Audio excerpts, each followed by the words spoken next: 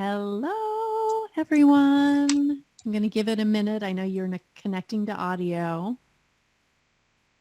Hi. Welcome, everyone. Oh my goodness. So happy to see you all. Hi. Aw. I love it. Great. We have many, many people attending from all over the world. And you are all very welcome here. I'm just thrilled to see you. Yeah. Aw. Warms my heart. Hello. Welcome. I see you in the dark. Oh, wonderful, you guys. Well, I hope that you are doing well. I'm just thrilled to see you all and to have you all here. I know it's for some of you the end of a really long day, so thank you for showing up for yourself, for your business. Just really here to learn information that will set you on the right course for this next year. And I'm just absolutely thrilled to have Josh Martin here from Denver Marketing Solutions. Some of you may remember him from earlier in this year and then last year too, I believe. So I'm just really, really happy. I'm going to give everybody just a minute because, we have a lot of people coming on. For many people, they've had a really long day. So that's why we're going to have people coming on a little later. But before I turn everything over to Josh, I just want to say that your questions are so welcome.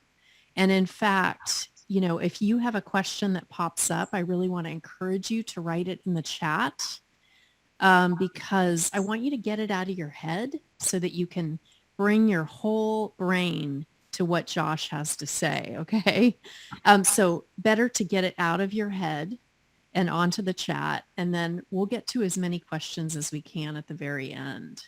So let's see if there's anything else. Josh has a tips and tools booklet, which I will be sharing with you. I'm going to be emailing all of you that tips and tools booklet. So a lot of what you're going to be hearing and seeing today is going to be on the tips and tools booklet. You're welcome to take notes though.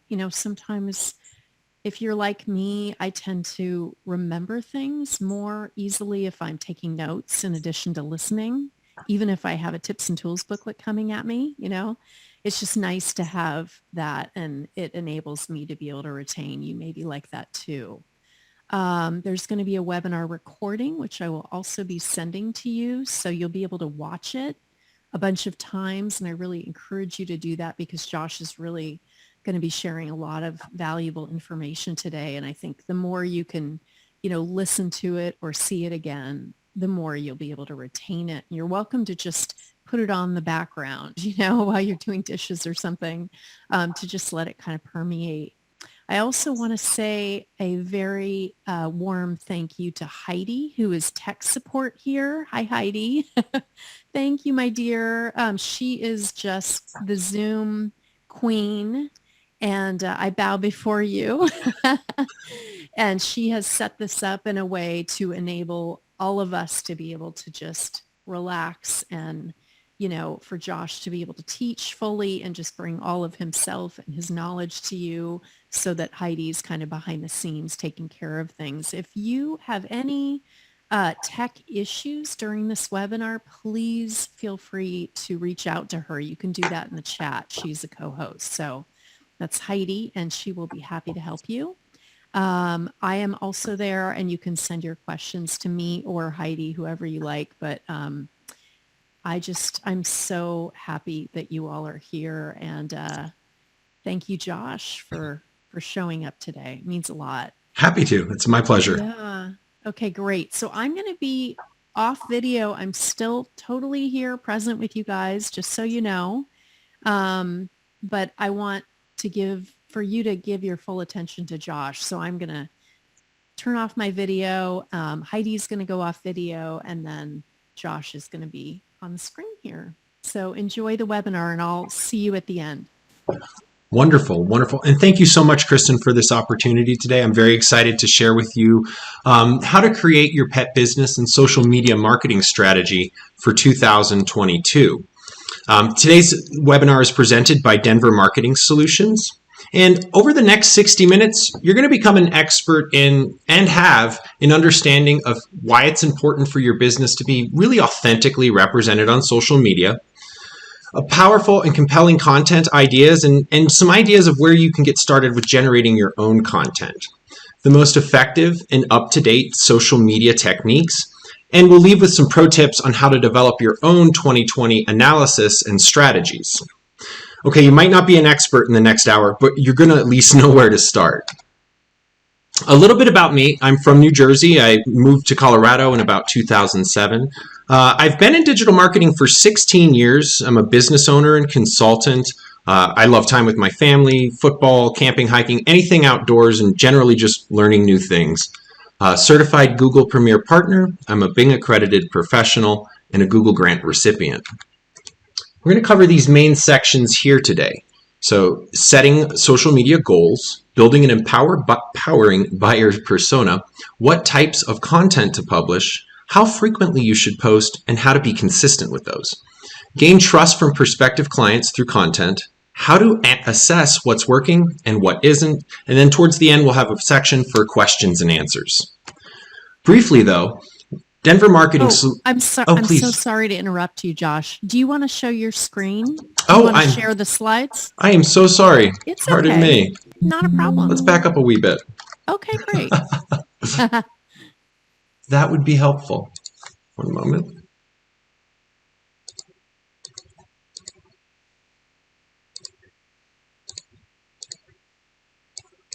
There you are. Are you able to see my screen? Yes. Wonderful, wonderful. Well, we can breeze through the first few slides here. I already kind of auditorially went over them. And we were down to this slide here. So we're looking at a quick overview of what we're learning today.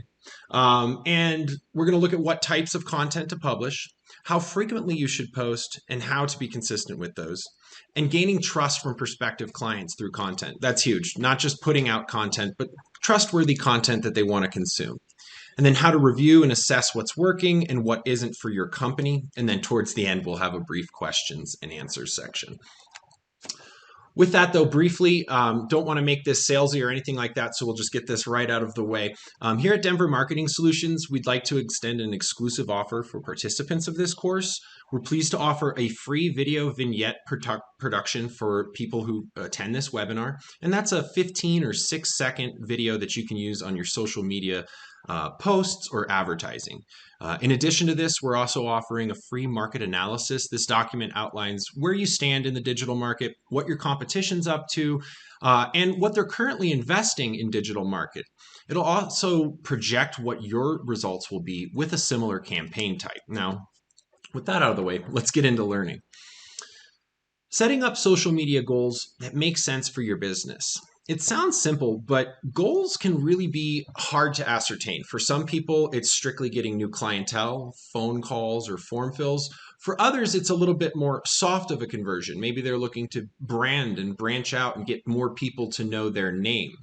Regardless of what it is, before you set out on either a paid advertising social media campaign or an organic social media campaign where you're just posting to a social media profile, you really do want to have an understanding of your goals before you set out and make content.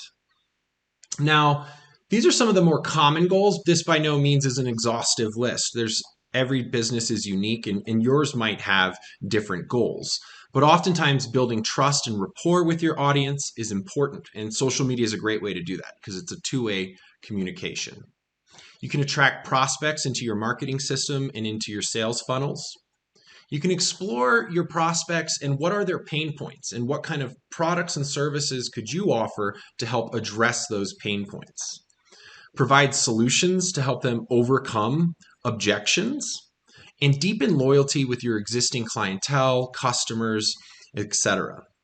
And you can build reputation on search engines. And this is something that's newer with social media. Traditionally in the past, we really didn't see a lot of posts and social media profiles making their way to Google search or Bing or Yahoo or whatever search engine it may be. Back in 2002, when social media was really starting to churn up and become popular, we can look at this Venn diagram to kind of better understand how that looked. The blue section is people or is content that people really want to share. They want to see it. Back then, it was like stuff on YouTube, maybe Twitter that they were sharing, MySpace even. And then on the right side, in yellow, is the content that ranked highly in search engines. So, meaning they showed up on the first page for really productive keywords that people may have typed in. In 2010, Matt Cutts from Google really changed the paradigm on that and realized there's a lot of content being created on social media that does answer some very important questions. And that's one of Google and many search engines' core values. And so we flash forward to 2021 and we see that Venn diagram has really shrunken in. And so what this tells us is what you post and what you talk about on your social media platforms has a two-part benefit. Not only are you talking to the people who have subscribed to you, or perhaps new people that have not subscribed through a promoted post, but you're talking to people who are searching for things that you might be posting about, discussing in articles, forums, and so on. So keep that in mind. You can also really influence your search engine results by having a really powerful ranking social media campaign. I like to use what's called the SMART system whenever developing goals. And this is a system just to make sure that your goals are going to be ascertainable.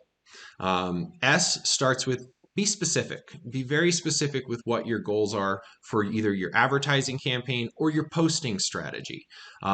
Again, common goals are phone calls, form fills, and people ultimately signing up for your service. So once you've identified what your goals are for these marketing efforts, then you want to make sure that they're measurable.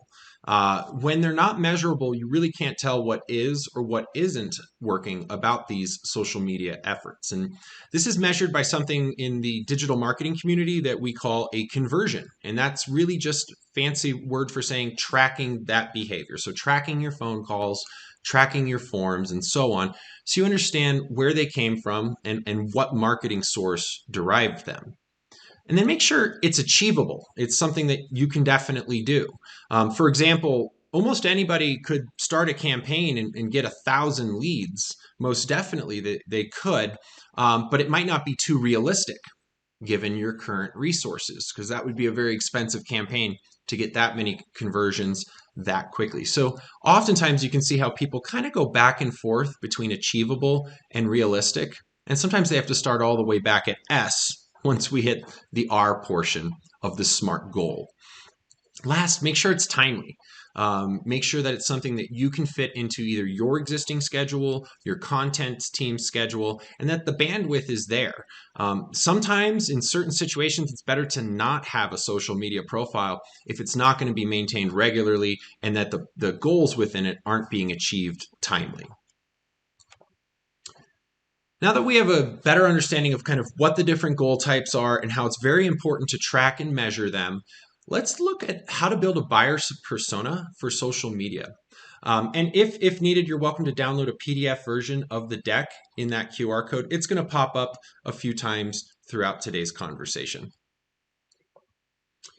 First things first, when building a buyer's persona is just keep it simple. You don't get too in the weeds. I often recommend getting one of those note cards you may have used to make flashcards in high school or college and try to keep your persona in something that fits on one of those. It's a great way to kind of get you started on the concept. But you want to first know who's your audience. So who are we talking to? What are you going to say? And is it useful? It's very important. Content that is shareable and fun is great, but if it's useful, it tends to get shared much further. So if you can provide some value in your content, you're really going to get more leverage out of your social media efforts. And then where are you going to say it? What channels? And we'll talk a little bit more about that later, what different platforms and channels there are available to pet businesses. And then how often, the frequency of posting onto those channels. And we'll have some more details that will kind of help you rough that out and get it going. But The note card, when you're done, should look something similar to this. So in this case, we've developed a persona for an individual named First Time Fran. And she's recently acquired her first dog for the first time in her life.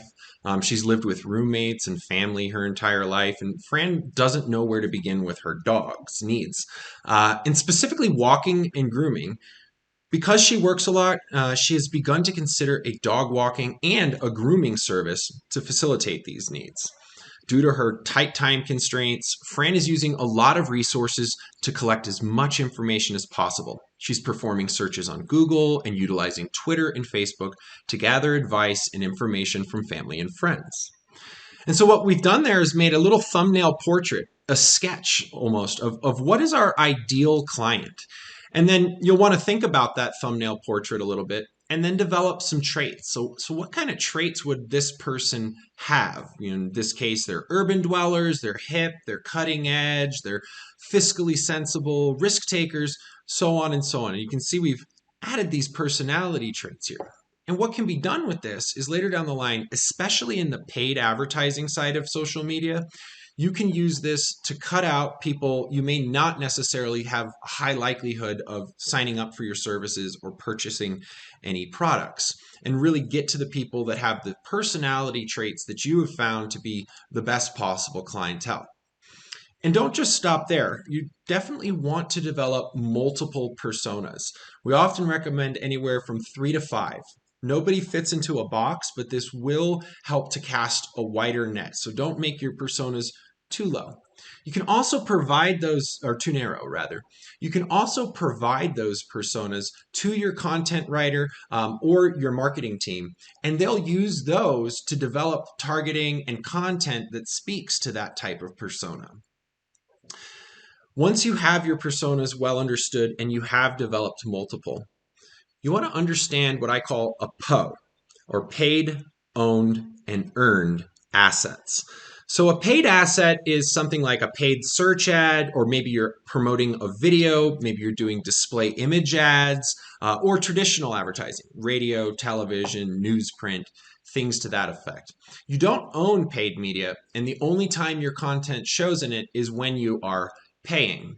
But it can have some good crossover. So for example, a paid social media campaign can turn into an earned interaction. And that's where people leave you a review, they view your videos, maybe they share a post or repost, or just simply become a follower of you. That's an interaction you've earned. There's no other way to get it unless a stranger gave it to you at some point in time. Paid also can drive social media traffic to owned assets, things that you and your company own. So websites, social media pages, blog posts, maybe even a Google My Business profile. So it has a nice two-prong effect there where it can give you earned interactions as well as get you interactions onto your website. Also, it can drive people into an earned interaction that later make their way to your owned assets. So for example, somebody shared a post, liked a post, their friend sees that post, and they look up your website and made their way to your owned asset. So you see how this ecosystem is important to understand. What do I own? What do I pay for? What do I earn? And how do I earn it? So the paid aspect is great at getting strangers, so new people who have never heard of you but are looking for your products and services. Owned assets are great for existing customers and to gain those customers at all. Most of us don't necessarily take orders on social media. They take it on a website. And then fans, that's an earned person type. So that's somebody who is just a fan of the types of content you're posting and they'd like to watch more. So it's a great way to get branding out of your social media campaigns. Once you've kind of got a firm understanding of your PO, move on to distribution channels, or in other words, platforms. So where should we show the content that we intend to create? Organic social media is the most popular, and that's where people just simply post regularly to their profile and provide interesting content for people that they do want to engage with, like, share, and comment on. Syndication partners, this is just people who are helping you by also liking and sharing. If, for example, an influencer who may have hundreds of thousands of followers, one like or one share for them could be very helpful as a distribution channel. Local publications is often used, newsletters, paid social media, and then paid distribution. Paid distribution in this case would be things like Google Ads or Microsoft advertising. And paid social media, well, that can be on almost every platform: Facebook, Instagram, YouTube, TikTok, you name it. They all have some sort of paid version of their content. Next, let's take a quick peek at what types of content to publish on social media. I think the tendency is oftentimes to get really excited, really get a really fancy looking social media profile, get all the imagery the way you want it, and then there wasn't much thought into the content that went out there. And you'll need to establish a content team, or if you are doing this yourself, at least establish a series of processes that replicate a content team. So oftentimes the way these are structured is we have a creative writer, and this person can be internal to the company or external, and sometimes even a mixture of both. If you're going to go external, I don't necessarily recommend services like Upwork, just because I over the years heard a lot of quality issues from that content. So if they're writing blogs for you or helping you to post to social media, I recommend going with a more established content creation company.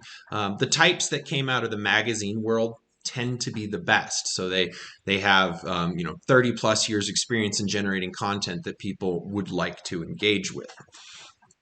This person's typically responsible for just being creative, generating the content, taking and making photos and videos, or editing photos and videos that you have provided he or she.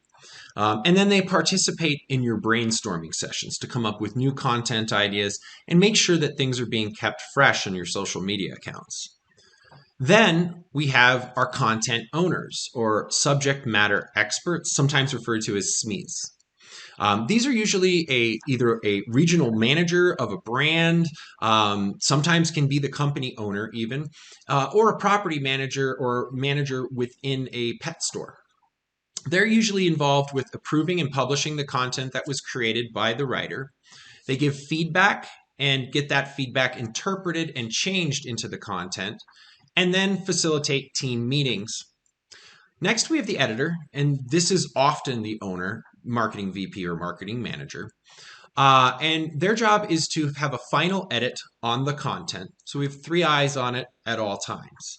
They assist in projects and manage projects. So they make sure the subject matter expert and the creative content team are all pulling in the same direction. Arguably, one of their most important roles is to maintain the voice and style of your social media posts. It can be really disheartening for people who are following you, and one day a post seems to have a certain tone, and then maybe a different manager posts the next day and it has a completely different tone to it. It can be a bit off-putting because they may have subscribed to you originally because they like the way you're writing things. Next, let's look at the different layers and types of content, because there's a lot out there in the digital space, and all of which has value. This pyramid here, as we proceed from the bottom to the top, has more value to its content. A lot of these are good to pepper in a little bit of each of these content type into your posting strategy. So when you're posting organically to social media. With that, evergreen content. So this is stuff that is always good. There's no seasonality to it. It's information that will be useful to your consumers any time of the year. So it could be a how-to article about how to properly trim your dog's nails. It could be a checklist about what you need to know before you get a lion cut for your cat, or an infographic that talks a little bit more about how your business helps pets locally. Infographics do really well in search engines too, if you were to go that route. This content's really good, and it is the foundation that needs to be laid for all of your other social media content and posts to be successful, because that evergreen content is something that people will find most often in search engines over the years. Newsworthy and trendy content is important to have, but it doesn't last as long as evergreen content. Large reason is it's usually about a week to a month in popularity before it goes away. But the reason it's important to include in your posts some off-topic kind of trendy things that might not even be pet related is because it keeps people engaged with your content. They often say that you should use a rule of 80-20. So about 20% of your posts are just strictly sales. They're promotional. You're making offers. You're trying to get them to sign up for services. And 80% of your posts should be a little bit more fun, on topic, off topic with trends, but really just to keep them engaged with it. If you just continually post promotional content, people tend to disengage with that pretty quickly. Then we have long form content. This is a great content type because it often includes testimonials, reviews, blogs, or in some cases, case studies. Longer articles really are all really very well read by search engines. So it's another great way to not only have a good social media presence, but get traffic to your profiles or to your website.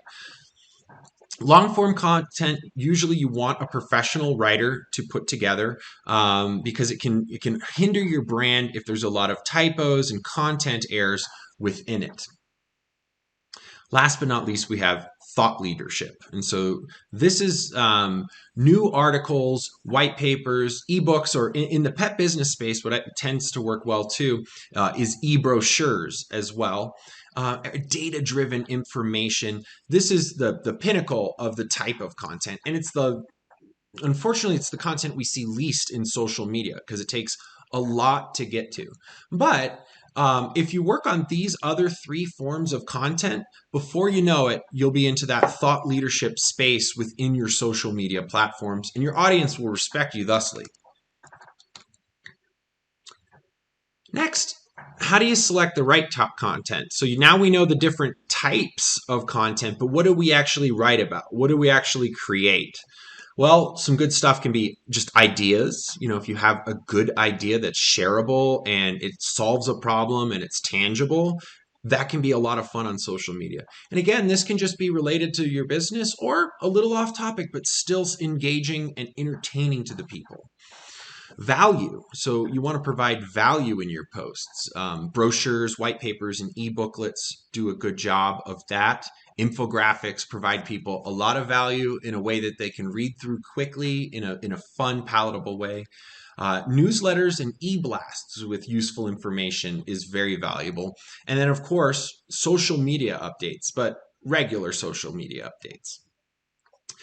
You could also use credibility content. This is one of my favorite content types, again, because it has reviews and testimonials and success stories involved in it. The best part about this content is there's no editor involved. You just do a good job and you get a good review. It is important to always solicit reviews and ask your clientele to please review you at their convenience wherever they want to review you, Facebook, Google, so on and so on. But this content comes just for you being you and doing good work. So it's very helpful. It also really helps your search engine rankings because when Google sees multiple social media profiles that maybe have similar products and services, the ones with the highest reviews tend to go to the top of the pack. So it's going to rise you up in search engines a little bit more than other content types. And then personalized content. So get engaged, make it a two-way street, providing advice, questions and answers, asking them to respond in your comment section to certain questions. This is a great way to make it more personal for them and make them feel involved in what you're doing in social media. And then entertainment. So this can be contests, sweepstakes, videos even. It wouldn't even hurt to occasionally post a funny cat video or a silly dog video, funny bunny thumping video, something to that effect. And then determining the types of content can be interesting too, because most people think of content as only text-based content. That's not necessarily the case.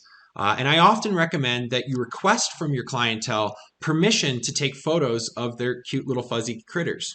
Really, the reason being is first of all, it's very complimentary. They're going to love that you want to take pictures of their loved pets, but it's a great way to drum up extra content for your social media profile. Videos work really well. Instagram and YouTube, they don't necessarily have to be short or long form unless you're only doing Instagram. With that, images, if you take just a quick snap of a pup that you have permission to take a snap of, say they just had a really good grooming or they did something particularly cute on a walk, grab a snap of that and put that out on your social media. It can be short, simple, but personal. It makes people realize that you're there. Some people even do podcasts or email campaigns or write white papers. In this vertical, I find blog posts a little bit more effective than white papers. So for a pet business, blog posts will likely get you more leverage than a brochure or a white paper. There's ebooks, there's Facebook updates, tweets, pins, reposts, you name it. And then finally, pay-per-click ads, which is another type of content out there. And those are just paid social media posts, or more commonly, advertising through a system like Google Ads or Microsoft Advertising. Next, how frequently should we be posting? And how could you be consistent with it? That's often the pitfall, is people get going with it and they do maybe 2 or 3 months of posting and then it kind of falls off because they don't see a lot of value out of it early on. And frankly, a lot of people in the digital marketing space, they like to say that content is king, meaning having good content that people want to engage with and share is king.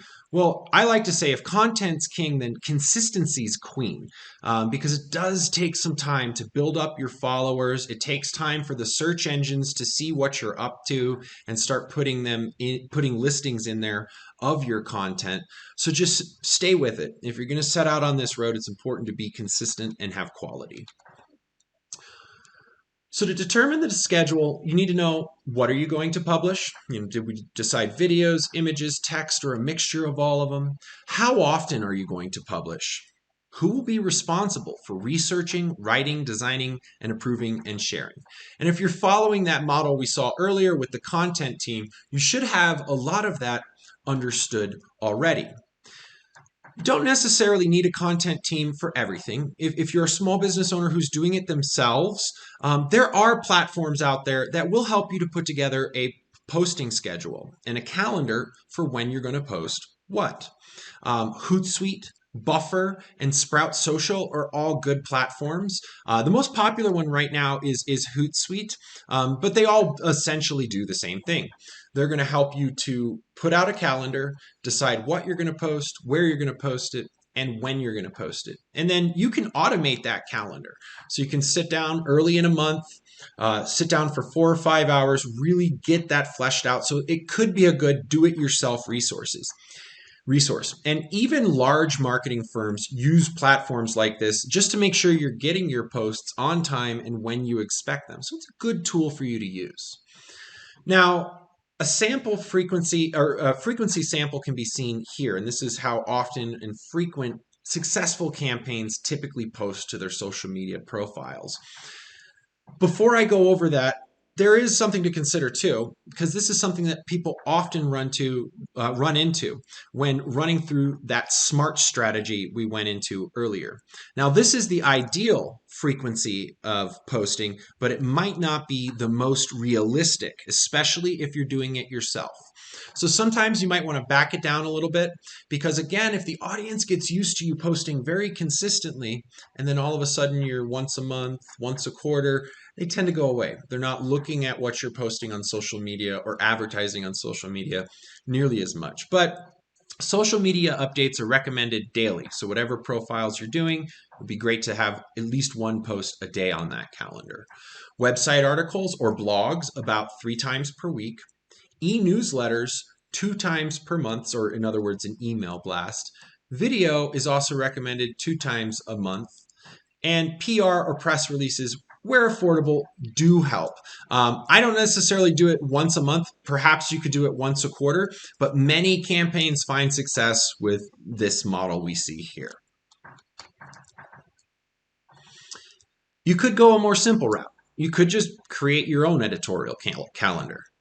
If you do that, there are some common pitfalls. I recommend using something like Google Sheets or the latest version of Microsoft Excel, which allows multiple people to be in and work on the same document at one time. You really want to, though, designate only one person to manage this. It's pretty important so it doesn't get messed up or in the weeds. Simple and cleaner is better. So if you can keep it short and simple, that's ideal. It'll avoid confusion as different individuals come in and out of your creative calendar. Easily shared and edited. And again, newest Excel can do this, and any Google Sheet can be shared with multiple people. And just make sure it's accessible so everybody on your team can hop in there, see what's happening. And you can find an example of one of these kind of do-it-yourself content calendars here. So here's how the workflow usually goes. Once you have your content ready to be built, you've got your team ready to create it, we will start by assigning the writer. The writer then sends his work to the editor. The editor then sends her work for review, and sometimes it goes back and forth through the cycle. Usually at this review stage, it's being reviewed by the owner or a digital marketing manager. At that point, we finalize the proof, again, either with an owner or a digital marketing manager, and publish the post to any given social media profile. Last piece that's highly recommended is to promote your posts. It sounds like, sometimes it feels like Instagram and Twitter and Facebook are asking us to promote absolutely everything. Well, in the case of Instagram and Facebook, it's not totally unuseful. So for example, if you were to just publish your content that you've created, only 2% of your followers are going to see that. So it's a very small amount. So even if you have 10,000 people following you, if only 2% sees your posts, you're kind of whispering your content. Whereas when you promote the post, 98% of everyone sees it and you're kind of yelling your content. They can all see it. So I encourage you to experiment with it a little bit. I don't think by any means 100% of your posts should be promoted. And oftentimes it's good to publish a lot of them without promotion. See which ones get the most engagement. Understand what type of content it was. Make some more of that content and then promote it on your second go around because you've seen your audience liked that kind of content previously. And then next, we need to gain trust from prospective clients through content. So this is huge. Just posting content will get you some likes, some follows, some shares. But having content that gains trust, that's going to get you business. That's going to actually get you clients over time. And here's a quick top 10 list of the things you should do to share high quality, make trustworthy content. And number one, biggest is make sure your quality is high content. And that's not just typos. Make sure it has some value for the reader. It's going to be something that they want to consume. They're going to enjoy it or maybe find it informative. And that's also going to make it so people want to share this content with their friends and family more. Nurture interaction on all social media channels. Customers who share your posts, your videos, and so on, they're basically endorsing you to everybody else who is friends with them on that social media profile. And encourage user-generated content. This can be done through things as fun and entertaining, like a contest to draw the best picture of your pup, or maybe draw the worst picture of your pup, or it can be something a little bit more simple. It could be a review that they've posted, but leverage the power of your fan base by encouraging them to help you make content. Ask them to review your company. So this can be done through a post. This can be done personally, in person. This can be done over an email campaign. But asking your legacy and happy clientele to leave you a review really is beneficial. Use trustworthy links in your posts. It really hurts your brand if you have spam links, broken links, or you're sending people to maybe a site that's giving them an insecure warning when they enter. And then try to provide wherever you can an insider view. Let's say you're a groomer or you're at a pet store. show them the latest and greatest products that are getting delivered from the pet store that you're excited to offer as an insider view. If you're a groomer, show them some of the cool techniques you're doing today for this extra special request someone had. By giving them this behind the scenes look, it really does show that you're transparent and your company has nothing to hide. Make sure your branding is consistent. So stay on message, keep your voice the same throughout your website, your social media profiles, and any digital advertisements that you're doing. People can lose focus on what brand you are if they're not very familiar with you, if your voice is different. So if it sounds like a different person wrote it or a different company, they have a hard time finding you again. And then stream live events. Live video such as this encourages interaction, brand follow-up, and just conversation. Share your values. Now, I'm not saying share anything political, anything that might get you into hot water with your consumers. No, but people today don't just want to buy products and services from a business. They want to feel good about buying those products and services. And so with that, try to show care, try to show support, and that you do share the similar values, but without being too specific in that regard. And get others to advocate for your brand. I mean, if you can get others to go out there and not only leave a review, but maybe share a post and write a little something about you to their friends. Highly recommend, must see. Here's a link to their site. That's huge. Arguably better than a review, because you do get a lot of engagement from those types of posts that your fans essentially brought to you. And again, that content creation is free. You don't need a content editor to create that. So next, let's look at how to assess what's working and what isn't. Because if this isn't happening, really, you're shooting in the dark with your organic campaigns or your paid campaigns. So your postings, really, you don't know what is or isn't working. I think that the founder of Unilever here said it best. I know that half of my advertising budget is completely wasted. I'm just not sure which half. And this was true for centuries. It was a problem. I mean, this is why companies like Coca-Cola and the largest marketers in the world still throw millions of dollars at marketing they're not totally sure is effective. But with digital marketing and social media marketing, that's not the case, because we have something called a conversion. And what this is basically the action you want your clientele to take. So again, it's oftentimes phone calls, completing a form, buying a product, and signing up for services. But if you don't know which post or which ad campaign drove your sale, you don't know what's working. So with the magic of conversion tracking, we can now understand the conversations that have been had on social media and how much revenue those have derived. We can understand the types of traffic that are flowing into your website, and which ones are giving you the best return on advertising spend. So is it Facebook? Is it Google? What is actually driving the successful leads and sales on your website or in your in-person business? Likewise with emails and phone calls. All of that can be used to deduce what your ROI is. So for everything you've invested in terms of money and time, conversion tracking will make it very clear what is or isn't working, and can be reassessed periodically to update your production schedule. Maybe you'll find out after you review your conversions that you really want to put the foot down on the accelerator and really start a better production schedule.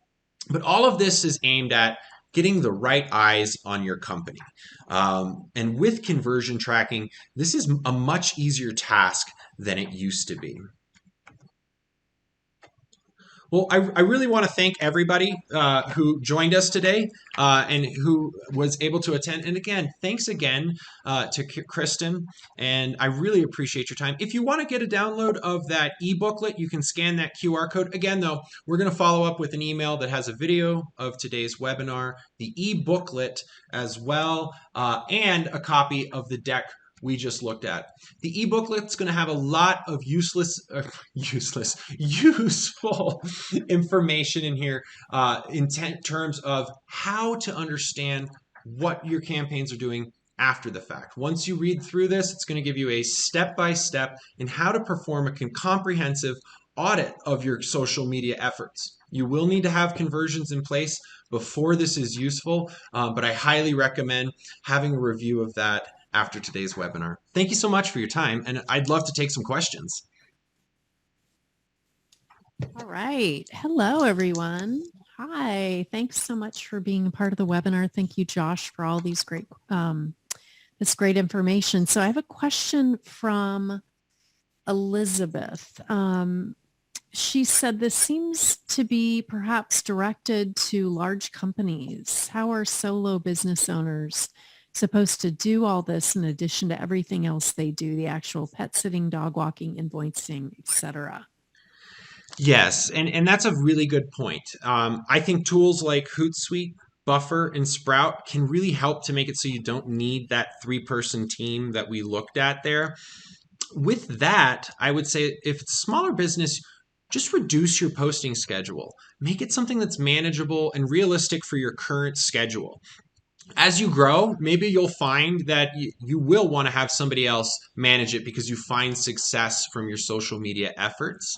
And what's nice about Hootsuite or Buffer or Sprout Social is that you can kind of sit down once a month, schedule it out for the entire month, what you want to say and do, and really start to develop an understanding of what people are engaging with. That'll help you to develop a gut feeling about the types of content that people like. And it's free. It's only going to cost time. And so if you can spare a few hours a month to kind of get a posting schedule put together, that's kind of the lightweight version of what we just went over. Okay, great. And if we could turn off screen sharing, that would be great. Sure. Just for now, if we need to come back to it, we can. Okay. Let's see here. Awesome. Okay, thank you so much. Okay. Let's see. I have a question. Let's see. Do you have any recommendations for software on tracking where your conversions come from? I'm totally Excel illiterate. Completely. Yes, I understand that. I think one of the best ones, because it's free and it's pretty lightweight, is Google Analytics. And in there, you're going to be able to see what they call your sources. And with that, you'll see all the traffic you're getting from Google and so on. But this is only for your website. If you want to know those kind of insights on social media platforms, they're all a little bit different. But Sprout Social, out of all of the platforms I've recommended, that one's great for getting that kind of information and data because it will monitor all of your profiles that you've connected to it and actually give you data that the profiles won't even share with you. So that's a nice way to kind of augment that. But if you're looking to find that information on your website, go with Google Analytics. It's free and easy. If you're looking to find that information on your social media profiles, go with Sprout Social. And they're about $50 a month for their base package. Okay, great. And if anybody has any questions, feel free to type them in. We have this container of time, so I want to make sure you're able to get your questions answered while Josh is here. Let's see. So Dave said, can Josh please re-explain POE? It didn't make sense to me. Sure. I'd be happy to take a look at that slide. One moment.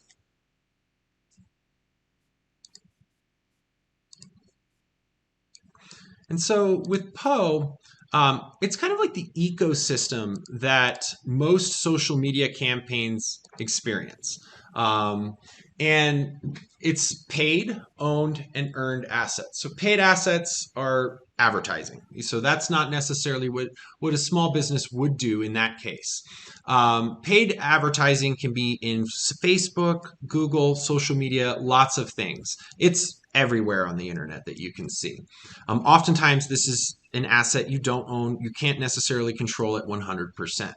Whereas owned assets are digital things that could be your website, it could be your social media pages, it could be anything that you can completely control the content in there, where you don't necessarily have that freedom in paid.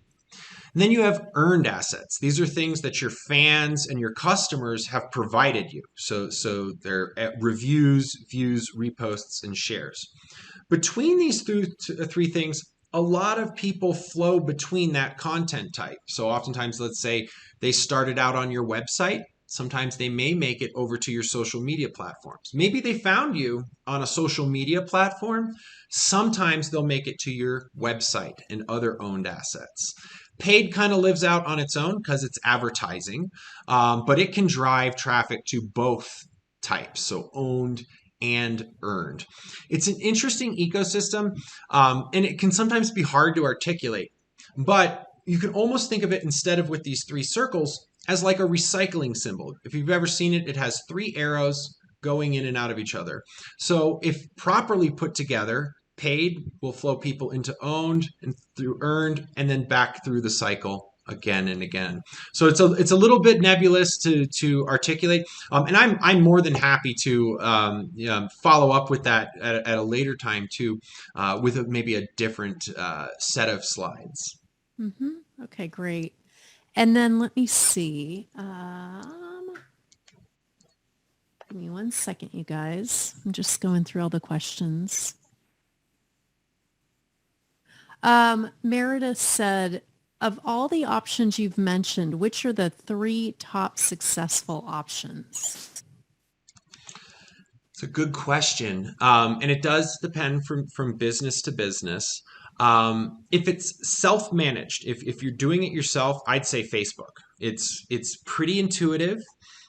Using that as a platform tends to have a big audience in the US. There's a lot of people signed up for it. And there's a lot of people who are affluent and already part of that system and use it pretty regularly. So it's a good audience to talk to in that regard. If you're looking to do a more aggressive kind of advertising campaign, I would actually go to something like TikTok lately. That's been actually really effective for individuals. And it's got a lower cost to it. So its costs per ad or per click are much lower, because there's less people in that ecosystem yet. The most successful platform of all time really technically isn't, though, a social media platform. But Google Ads can be another thing that is lightweight and easy enough. If you're just doing Google Ads, can be easy enough for someone to manage on their own. There's other features in that platform that you definitely would want a professional to have a look at. But if you're just doing some simple, I want to advertise in Google search, that one's the largest, most successful, and historically profitable platform type. But in social media realm, it goes Facebook, and then for organic posts, followed by TikTok for advertising. Okay, great. And that basically answers this question. Kim said, is there one social media over the other that you recommend to reach pet owners? What are your thoughts on buying lists? That's her second question. So with buying lists, that can be good, but on certain profiles, it can get you into hot water, and in certain states, it can. So for example, if you're marketing to people in California, you are legally bound not to buy lists. So just keep that in mind. If you're trying to do a national campaign, maybe exclude California if you plan to use a paid purchased third-party list. And for the benefit of everyone too, this is a system where people can buy lists of individuals and then send them marketing information. Google does not allow it at all, so don't try to do it over there. And Facebook is clamping down on it themselves in terms of buying lists. Still a lot of use for them. People still use them for email blasts or maybe even direct mail marketing. But more and more, we're going to expect more legislation. There's some coming down the pike in New York that is going to make purchase lists something of the past. Okay, great. Let me see. So Jenny said, and you may not know the answer to this, Josh, but Jenny asked, how many hashtags do you recommend when doing an Instagram post? Instagram's kind of funny because they don't limit you. So the temptation is to Well, just... they actually, I think it's 30 hashtags. Oh, pardon me. Yeah. In sense of compared to other platforms, I spoke Yeah. too quickly on that. But like if you were on, let's say, Twitter, where you're bound by characters, you do hit these limits a little faster. It's better to have a tight list of tightly themed hashtags than a big disparate list of hashtags. So the tendency is to put a lot of hashtags that are they seem trendy, but they might not relate to each other. So, for example, maybe the post you're creating, let's say it's about a really good groom that day. And one of your hashtags is cat grooming, one of them is dog grooming, but the picture is a dog. Well, the cat isn't relevant to what the topic of the rest of the post is. So Mm-hmm. it's actually better to have quality hashtags that are fewer than there is to have a ton of hashtags that don't relate to each other. There's a really good tool. It's called hashtag generator. If you were to Google that, it will be your Mm-hmm. first search result. What it's good for is you can type in a keyword and it'll get you all of the most popular hashtags right now for that keyword. Now, that's not the end of it. You will want to review that list because it's going to give you a list of stuff that isn't exactly in line. It's not relevant to the post. But that's a great way to find hashtags that a lot of people are using and talking about that might relate to the topic of the post you've created. Mm-hmm.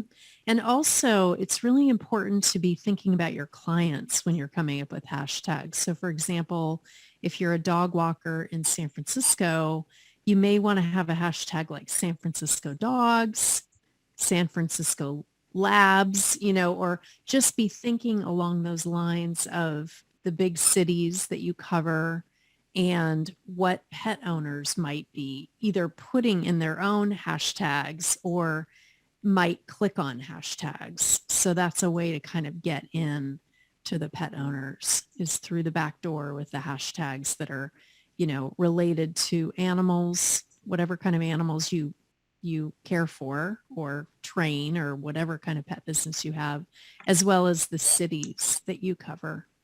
Kind of like keywords, you want it to be specific for the services that you offer and the areas that you offer those services in. So let's see. Christine said, thank you so much for the great content about content. You're welcome. I have to drop off. Have a wonderful night. And then let's see. Somebody said, I've heard a lot about Facebook, but what does Josh think about Nextdoor as a social media platform for pet sitting and dog walking?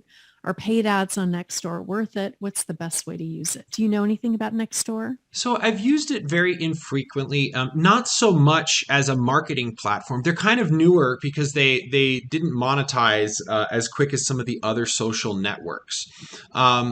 With that, Nextdoor can have stigmas to it, so be careful. The risk you run is maybe there's a particularly like nasty post in there at that moment, and your ad showed up right next to it. It could have bad branding. In terms of effectiveness, I would imagine it's as effective as any other social network of its size, but it's kind of smaller. So I would say if you're going to invest your time in a social network, try to find the biggest ones you can, because then you're speaking to more people. You have a bigger pool of audience to draw in. And next door, it's a little more niche because it has to be connected to another social media profile oftentimes to work. Many people get into it through Facebook. And so it's there, but I'd say go to something that's really big, the YouTubes of the world and Facebooks and TikToks and Snapchat even is a smaller one, but it's proven a lot of value in terms of posting and advertising. Okay, great. And I also want to recommend that everybody puts their video on Nextdoor because even though it is small, I feel like it's small but mighty.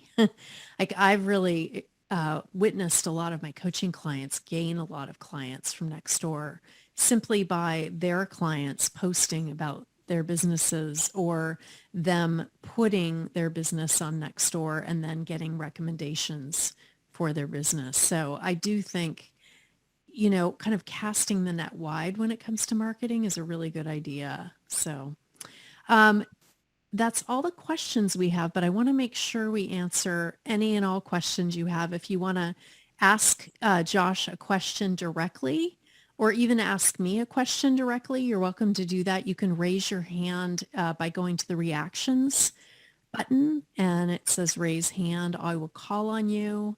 So if anybody wants to do that, you're welcome to do it.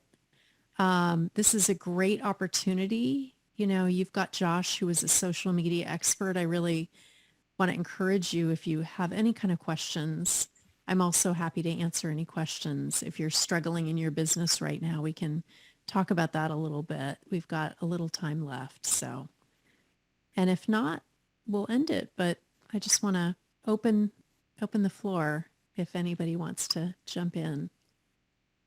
Again, you can click the reactions button. You can write it in the chat if you're feeling shy and you don't want to speak out loud. Anyone?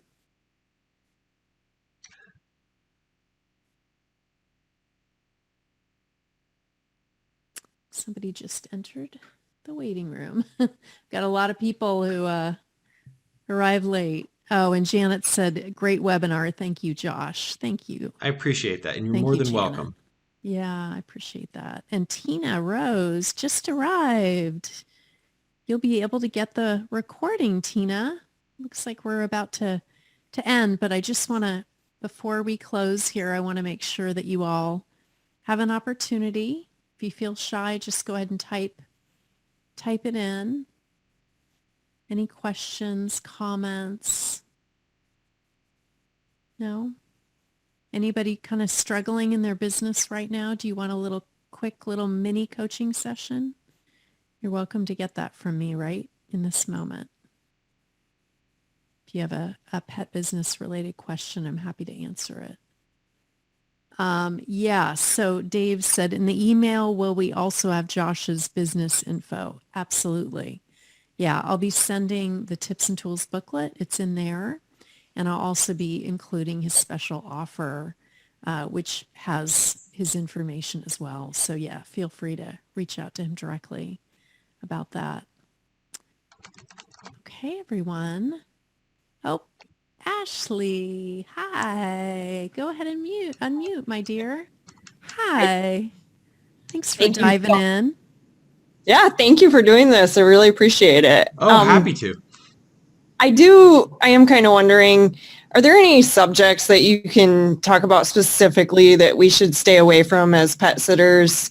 Maybe I'm going through some certifications for like raw feeding, dog food, homeopathic medicines. Is that something that I should kind of steer clear of on my social media page for my pet sitting business? You and on your website as well as your business profile, you just want to be careful not to make any medical claims. Just like people, we can't make claims that aren't yet researched and backed up. But if you do have some white papers or research articles out there that may have been performed by individuals, have at it with the medical claims.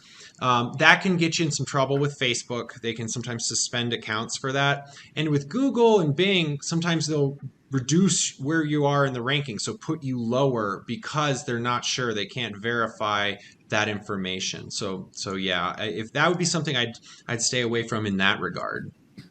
Okay, all right, thank you. Yes, happy to help.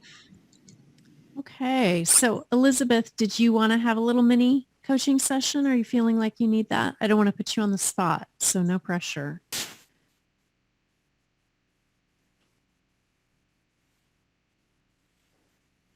She's typing, I think. Give me a second. Hold on, you guys. She's typing. She reached out to me directly, so. I understand. Yes. No pressure. Okay, great. Anyone else have a question or anything? Very happy to help you. We've got just a bit of time here. Okay. All right. Thank you so much, everyone. Oh, actually, Kim has one. Best place to find new customers.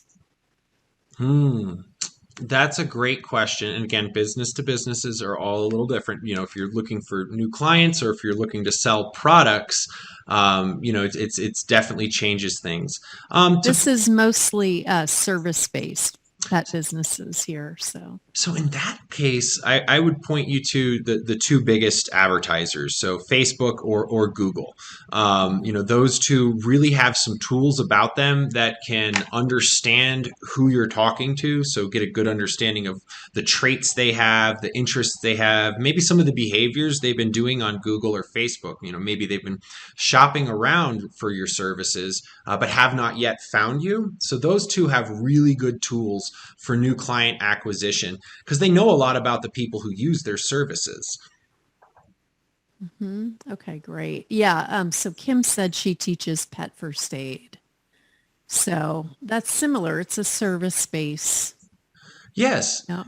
And for example, if somebody searched for that in Facebook, you could send them an ad. There's ways to do that with Facebook advertising. And likewise, Instagram, you can couple those together. And Google has that very same feature where, you can Mhm. find people who have looked for it very recently, learn pet CPR and first aid, and boom, your ads start to show up for them. So that's always a good way to find people who are looking for your products and services. Absolutely. She said, thank you very much. You're welcome, Kim. Happy to Okay. help. Anybody else? Any burning desire questions?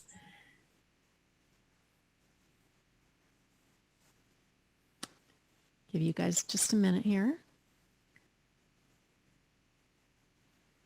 All right. Okay. Well, thank you, everyone. And thank you, Josh, so much. Likewise, thank you for Appreciate it. allowing me this opportunity, and thank you for all the great questions. Thank you, everyone. And yeah, so I just want to remind you, I will be sending out this as a recording, so you'll be able to have it for 90 days, up to 90 days. So you can listen to it as many times as you like. And I'll be sending the tips and tools booklet. Oh, Kim has a question, it looks like. All right. Yeah, I want to ask this real quick, Sure. because I can speak faster than I can talk, or Totally. I can type, obviously. Um, so my question is, do you have a recommendation for, like, say, for example, that we have a Facebook page?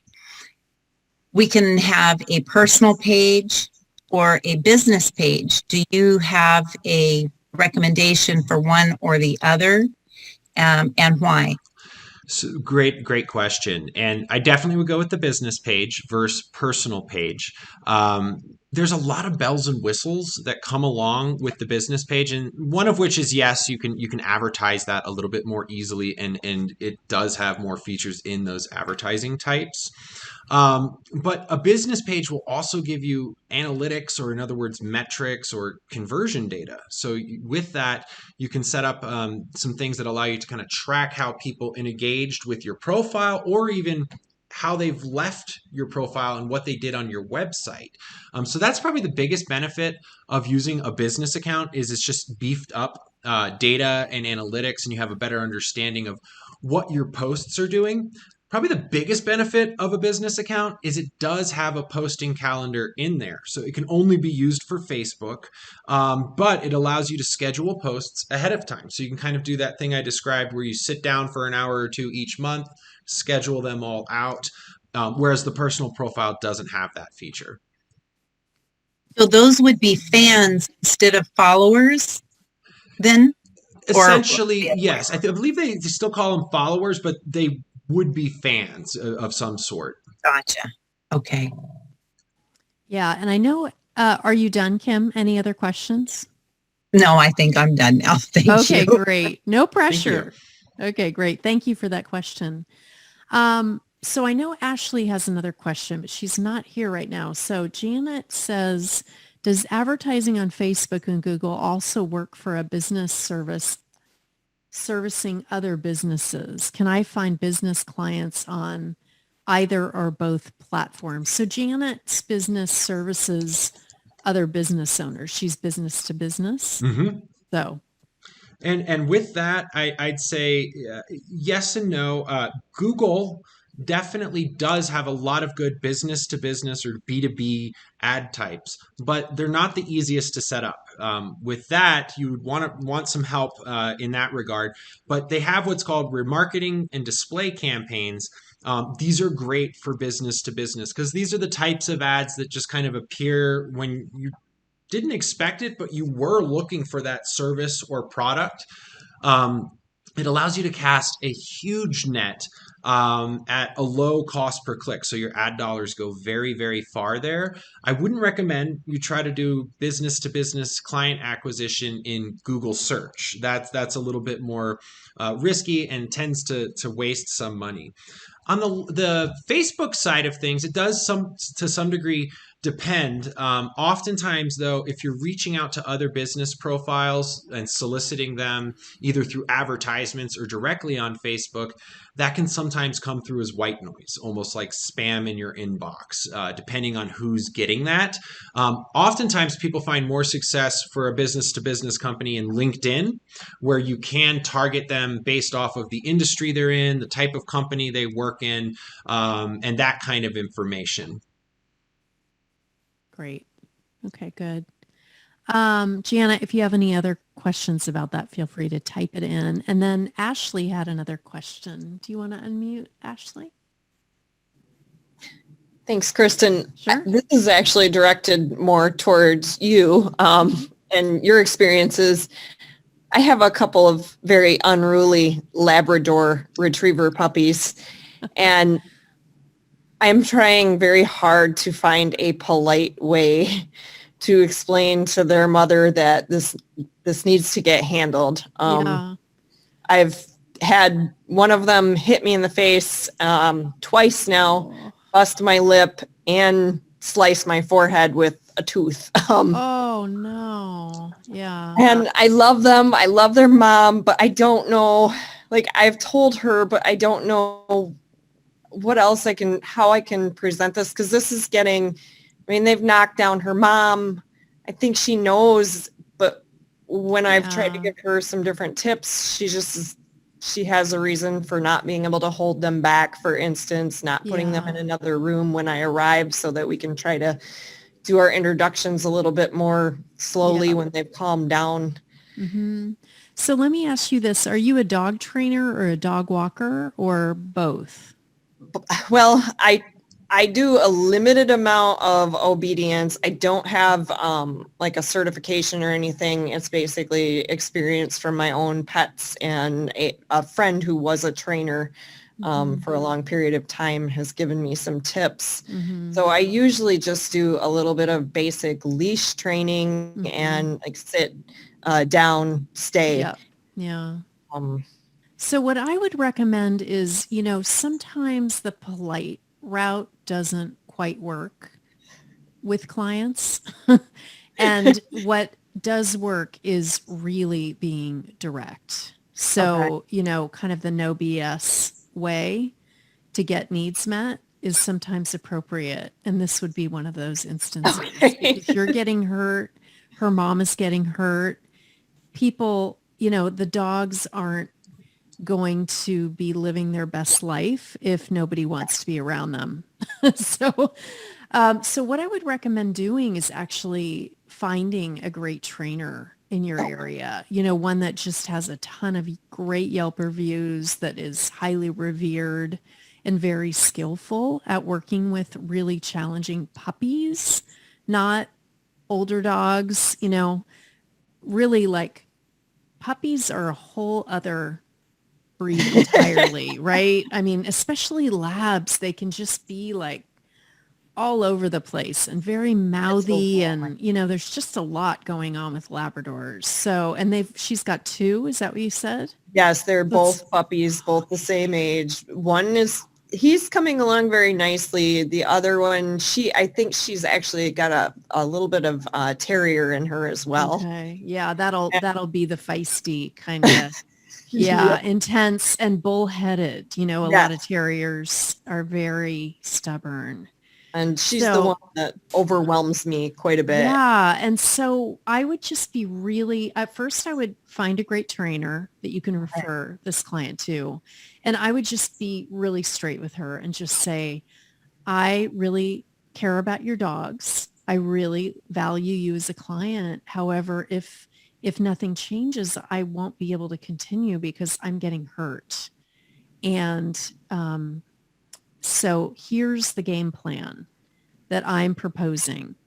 You work with the trainer, you actually do what needs to be done. I'm happy Ashley, say, I'm happy to also, keep up those basic commands that need to happen in terms Yes. of calming that unruly behavior.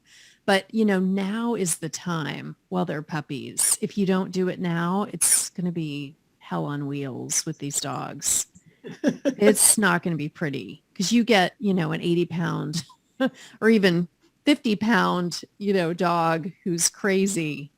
Ugh, that's a Exactly. disaster waiting to happen. Yeah, I get it. I've been there and it's really hard. And a lot of people are really, oh my gosh, it's like you're talking about their children, like what? My child is bad, and that's not what you're saying. You're saying there's an unruly character, that's happening.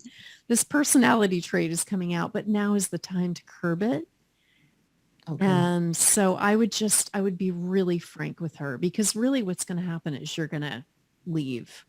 Yeah. Right? You're not going to continue this. You can't. I'm frustrated, and I do have a trainer in mind, but Right.